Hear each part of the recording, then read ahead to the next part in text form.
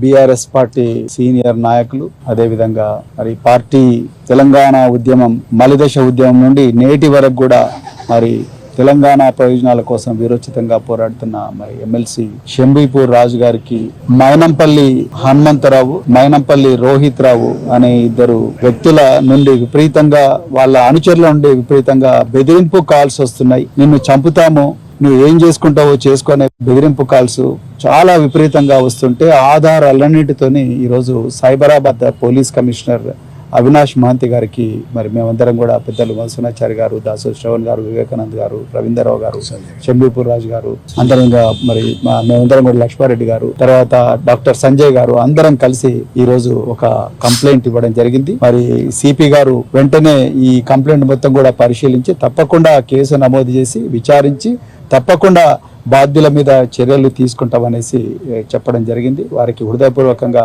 మరి ధన్యవాదాలు తెలుపుతా ఉన్నాం.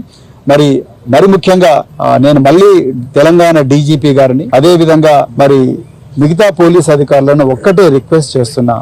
ఈ మైనంపల్లి హనుమంతరావు మాజీ ఎమ్మెల్యే, అదే విధంగా మైనంపల్లి రోహిత్ రావు, వీళ్ళ ఆగడాలు విపరీతంగా పెరిగిపోతా ఉన్నాయి. వీళ్ళు రోడ్డు మీద 300 వాహనాలతోని రోడ్డును మొత్తం బ్లాక్ చేసినా కూడా మీరెవ్వరు కూడా వీళ్ళ మీద కేసులు రిజిస్టర్ చేయడం లేదు.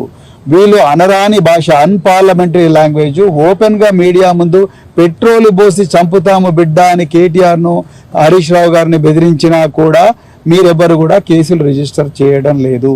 వాళ్ళు ఏం చేసినా కూడా కేసు రిజిస్టర్ చేయలేదు. వాళ్ళు కారు బైనెట్ మీద కూర్చొని యూనిఫామ్ లో డ్యూటీలో ఉన్న పోలీస్ అధికారులను కూడా బెదిరించినా కూడా సెక్షన్ 353 ఐపీసీ కింద మీరు కేసు రిజిస్టర్ చేయడం లేదు. వీళ్ళ నేర చరిత్ర అంతా చూసిన తర్వాత కూడా మీరు వీళ్ళను పీడీ యాక్ట్ కింద జైలుకు పంపించే ప్రయత్నం చేయడం లేదు. వీళ్ళను గుడ్ బిహేవియర్ 108 ప్రొసీడింగ్స్ కింద వీళ్ళను పోలీస్ స్టేషన్ కు తీసుకొచ్చి వీళ్ళకు మీరు